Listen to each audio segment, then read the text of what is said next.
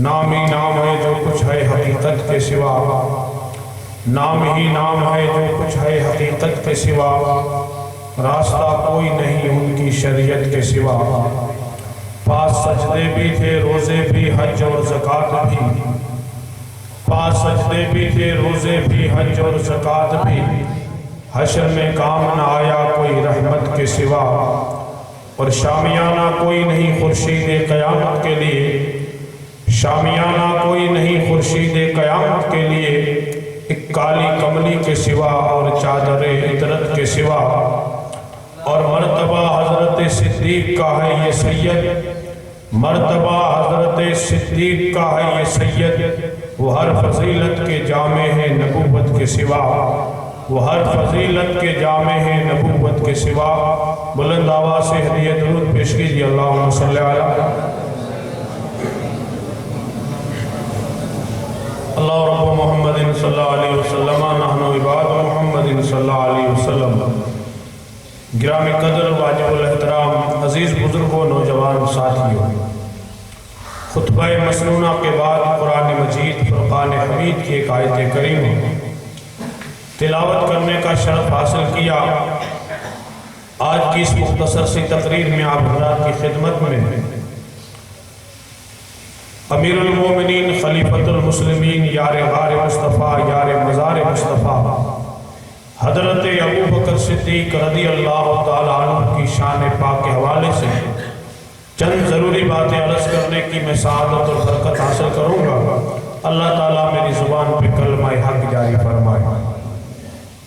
چونکہ آج اسلامی 22 تاریخ ہے اور اسلامی 22 تاریخ حضرت ابو بکر صدیق کا یوم وصال ہے، یعنی آج آپ کے عرس کا دن ہے، اور حضرت ابو بکر صدیق رضی اللہ تعالیٰ عنہ میرے اور آپ کے آقا تاجدار مدینہ صلی اللہ تعالیٰ علیہ وسلم کی اس عظیم ساتھی کا نام ہے کہ جس کی صحابیت خدا کے قرآن سے ثابت ہے۔ حضور کے وہ صحابی ہیں، یہ صحابی ہونا ان کا قرآن مجید سے ثابت ہے، یعنی کوئی شک بھی نہیں کر سکتا کہ حضرت ابو بکر صدیق رضی اللہ تعالیٰ عنہ کی صحابیت کیا ہے، ان کا مقام کیا ہے۔ ویسے ہمارا وقت اتنا نہیں ہے کہ آپ کی مکمل شان کو بیان کیا جائے، بلکہ آپ ہر جمعے کے خطبے میں ایک بات سنتے ہیں، اگر آپ کو یاد ہو، افضل البشر بعد الانبیاء بالتحقیق حضرت ابو بکر صدیق۔ اس جملے کا معنی یہ ہے کہ نبیوں اور رسولوں کے بعد ساری کائنات میں جو سب سے افضل اور اعلیٰ انسان ہے، اس انسان کا نام ابو بکر صدیق ہے۔ ہمارا عقیدہ، آپ کا عقیدہ، اہل سنت کا عقیدہ 1400 سالہ تمام امت کا اجماع اس پر ہے کہ نبیوں اور رسولوں کے بعد اس امت میں اور ساری کائنات میں جو افضل ترین انسان ہے وہ میرے نبی کا یار حضرت ابو بکر صدیق رضی اللہ تعالیٰ عنہ۔ ویسے اگر دیکھنے جائیں تو عام صحابی ویسے کہہ نہیں سکتے، لیکن وہ صحابی جس نے تھوڑے دنوں کے لیے حضور کی صحبت میں بیٹھ کے اور حضور کی صحبت حاصل کی، ویسے صحابی کا مطلب ہوتا ہے ساتھی، جو 1 گھنٹے کے لیے یا 2 گھنٹے کے لیے یا 1 دن کے لیے بھی نبی کی بارگاہ میں آیا، بیٹھا، اس نے کلمہ پڑھا اور ایمان ہی کی حالت میں دنیا سے وہ چلا گیا۔ یعنی 1 گھنٹہ بھی اگر اسے صحبت مل گئی، ایمان بھی لایا اور ایمان ہی کی حالت میں دنیا سے چلا گیا۔ 1 گھنٹے کا مسلمان، اب اس کا مقام کتنا ہے کہ 1 گھنٹہ جس نے نبی کو دیکھا، ایمان لایا، ایمان کی حالت میں دنیا سے گیا، اب زمانے کا غوث، قطب، ابدال، بڑے سے بڑا ولی بھی اس صحابی کے مقام کو نہیں پہنچ سکتا۔ یعنی زمانے کے اولیاء، ابدال، قطب جتنے بھی ہیں، وہ سب مل کر بھی اس صحابی کے مقام تک پہنچنا چاہیں تو نہیں پہنچ سکتے کہ جس نے میرے نبی کا دیدار کیا۔ کلیئر بات اتنی ہے کہ زندگی کے سجدے ایک طرف ہیں اور محبوب خدا کا دیکھنا ایک طرف ہے۔ حضور کا دیدار اتنی معنی رکھتا ہے کہ ایک لمحے کے لیے جس نے دیکھا، آیا، اس نے کلمہ پڑھا، اجازت چاہی کہ یا رسول اللہ میں میدان جنگ میں جانا چاہتا ہوں، گیا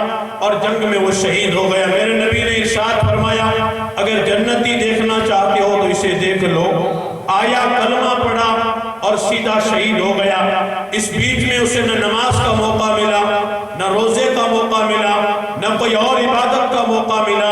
اسے جنتی کس نے بنایا؟ کہ اس نے میرے نبی کو دیکھا تھا، بس یہ دیکھنا ہی اس کی جنت کی ضمانت بن گیا۔ حضور کو دیکھنا ہی اور دیکھ کے حضور پہ ایمان لانا یہ اتنا بڑا درجہ ہے کہ زمانے کے تمام اولیاء قطب ابدال بھی اس صحابی کے مقام کو نہیں پہنچ سکتے۔ وہ صحابی جس نے 1 گھنٹہ 2 گھنٹہ 1 دن 2 دن جس نے دیکھا، اس کی عظمت کا یہ عالم ہے، تو حضرت ابوبکر صدیق کی عظمت کا عالم کیا ہوگا کہ جب سے کلمہ پڑھا اس وقت سے لے کے میرے نبی کا وصال ہوا تب تک بھی ساتھ میں تھے، اور پھر جب آپ کا وصال ہوا اس دن سے لے کے آج 15 صدیاں گزر چکی ہیں، میرے نبی کے ساتھ میں گنبد خضرا میں آرام کر رہے ہیں۔ آج جو گنبد خضرا میرے نبی کا ہے وہی گنبد خضرا ابوبکر صدیق کا بھی ہے۔ اسی گنبد خضرا میں حضرت ابوبکر صدیق بھی ہیں، اور اسی گنبد خضرا میں حضرت عمر فاروق بھی ہیں۔ شان اور عظمت کیا ہے؟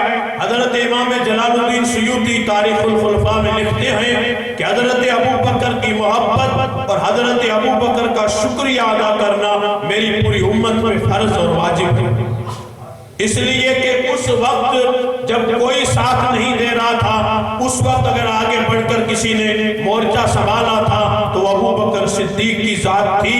آج تقریر کرنا بہت آسان ہے، میں کرنا چاہتا ہوں، آپ سننا چاہتے ہیں، کوئی پرابلم نہیں، کوئی رکاوٹیں نہیں، کوئی بھی تقریر کر سکتا ہے، لیکن اس وقت جب کوئی حضور کا نام لیتا تھا تو لوگ پتھر مارتے تھے، حضور کی کوئی بات کرتا تھا تو لوگ پتھر مارتے تھے، لیکن سلام و سیدنا ابوبکر صدیق کی عظمت کو کہ جب لوگ پتھر مار رہے تھے تب حرم کعبہ میں میرے ابوبکر صدیق تھے جو میرے نبی کی عظمت میں تقریر کر رہے تھے۔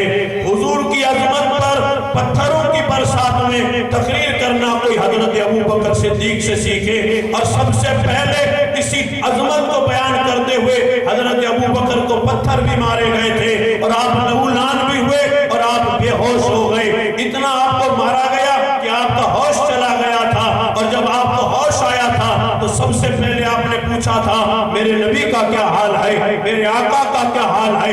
اتنی تکلیف برداشت کرنے کے بعد اگر کسی کا نام آیا تھا تو میرے مصطفیٰ کا نام آیا تھا۔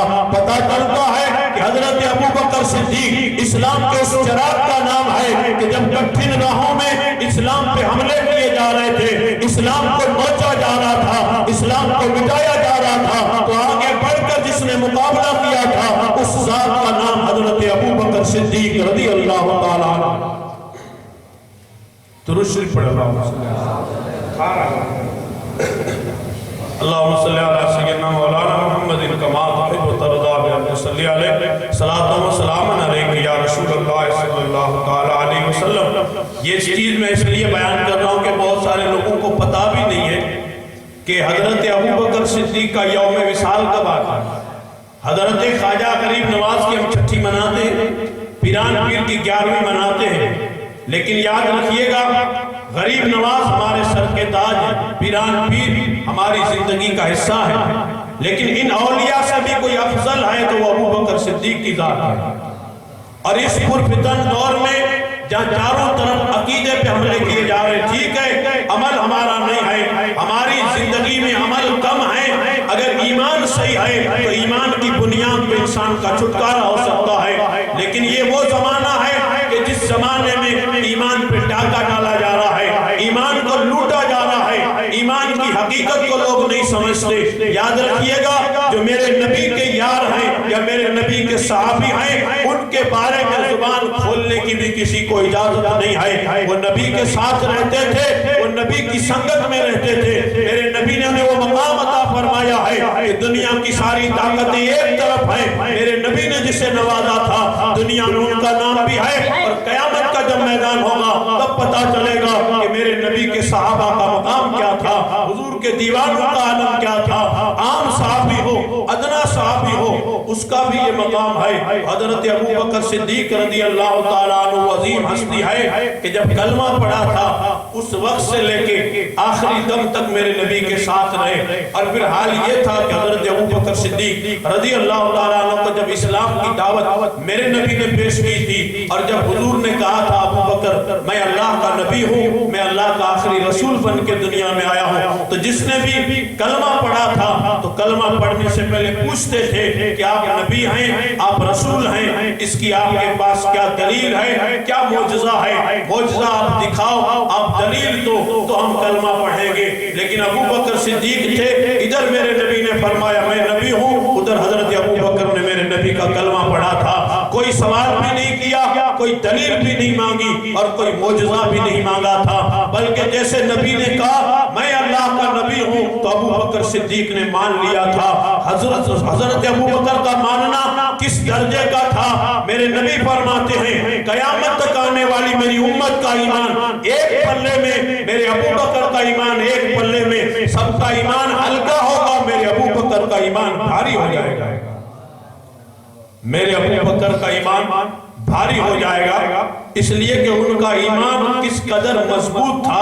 حضور کی ذات سے عشق کرنا، محبت کرنا، دل تو ہمارے پاس بھی ہے کہ ان کے یہاں جو ثواب کا درجہ تھا وہ بھی ہے، اور ان کے پاس جو نیکیوں کا درجہ تھا وہ بھی ہے، اور حضور کی صحبت کا درجہ وہ بھی تھا، اور حضور کے عشق میں جو ان کا دل مرغ بسمل کی طرح تڑپتا تھا، اس لیے کہ دولت عشق جسے نصیب ہو جائے اسے مقام ملتا ہے۔ حضرت اقبال نے بھی یہاں کہا تو کہا اگر تیرے پاس عشق نہیں ہے تو ذرہ عشق نبی از حق طلب، سوز صدیق و علی از حق طلب، اگر نہیں ہے تو خدا سے عشق کی بھیک مانگ، اور عشق بھی وہ مانگ کہ جس عشق میں حضرت ابو بکر صدیق اور حضرت علی جیسا درد تجھے نصیب ہو جائے، عشق بھی ایسا مانگ کہ وہ عشق تجھے نصیب ہو جائے، تو جب تک تجھے محبوب نظر نہ آئے اس عشق کی چاشنی میں تو تڑپتا رہے، اس عشق میں تو بلکتا رہے۔ آج عشق کے نعرے ضرور لگائے جا رہے ہیں لیکن یہ عشق کوئی معنی نہیں رکھتا کہ یہ عشق کیا چیز ہے۔ عشق تو ان کا تھا کہ جن کا حال یہ تھا کہ اگر ہجرت کی رات کو دیکھا جائے، شب ہجرت میرے نبی جب ہجرت کر کے مکے سے مدینے جا رہے تھے، اس رات کا واقعہ یوں تھا کہ حضرت مولا علی مشکل کشا کو اپنے بستر پہ سلایا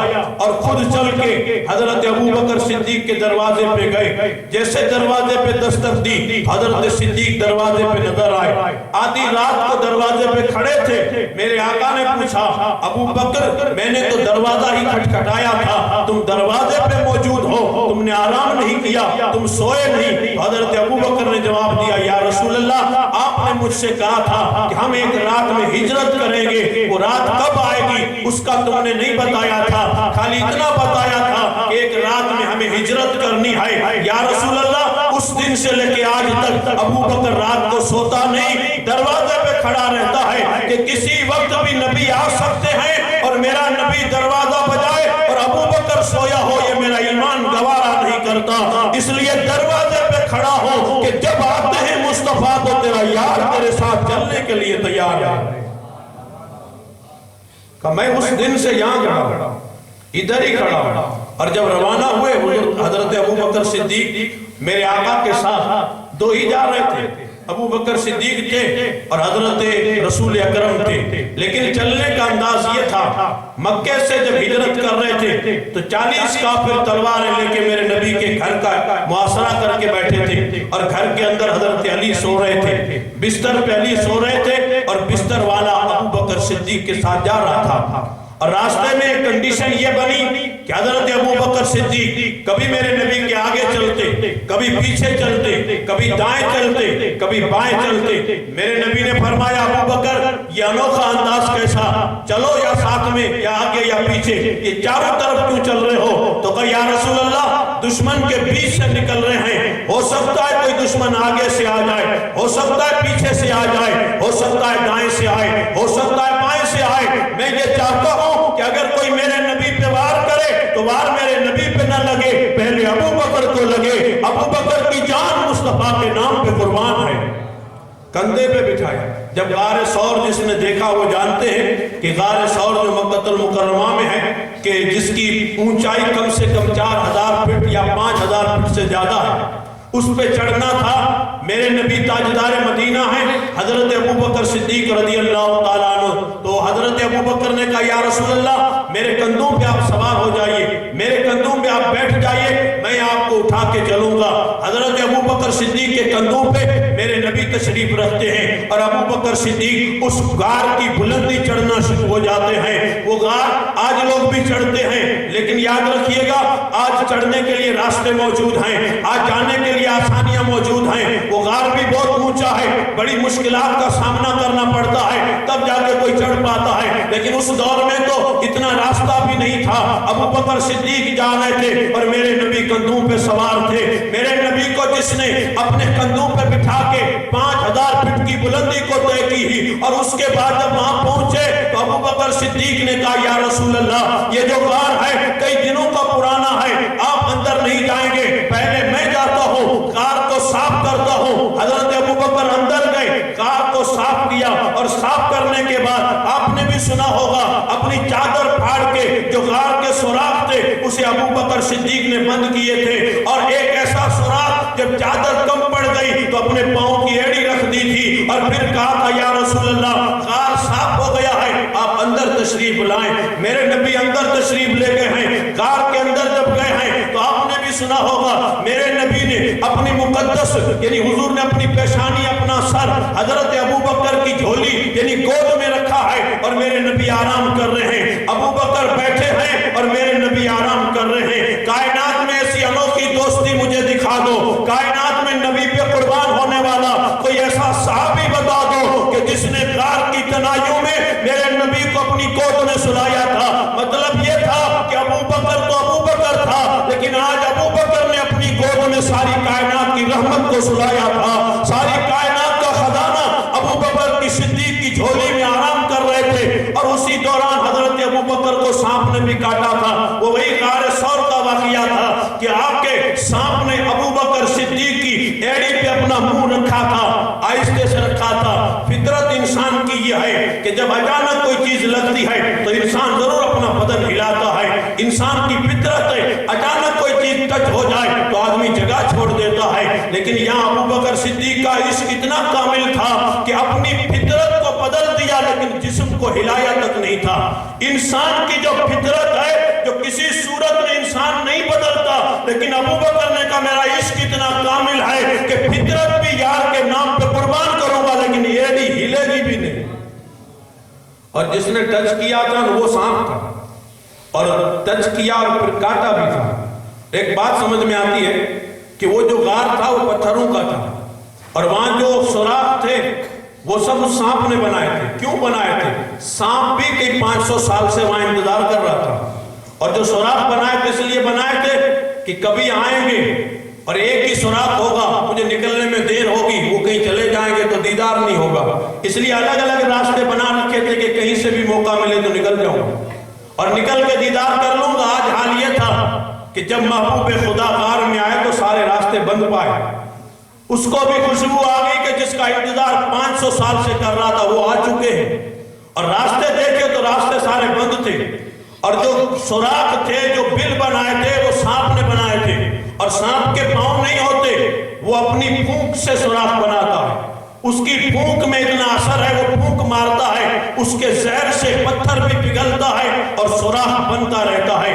تو جس نے اپنی پھونک سے پتھر کو پگھلا دیا تھا وہ پھونک مارتے تو چادر بھی ہٹ جاتی، وہ جو کپڑا رکھا تھا وہ بھی ہٹ جاتا، لیکن کسی سوراخ پہ اس نے پھونک ہی نہیں ماری۔ وہ وہیں آیا جہاں یار نے ایڑی رکھی تھی، جہاں ایڑی رکھی تھی وہاں کیوں آیا سانپ؟ وہ تو کسی اور جگہ سے پھونک مار کے نکل سکتا تھا، لیکن ابو بکر کی ایڑی ابو بکر کے پاؤں میں کیوں آیا تھا؟ تو سانپ بھی بتا رہا تھا اور دنیا کے انسان اگر نبی تک جانا ہے تو پہلے ابو بکر کا پاؤں چومنا پڑے گا تب جا کے نبی تک پہنچو گے، اور ابو بکر کو چھوڑ کے چاہے کتنی لمبی تسبیح پڑھو نبی تک نہیں جا سکتے۔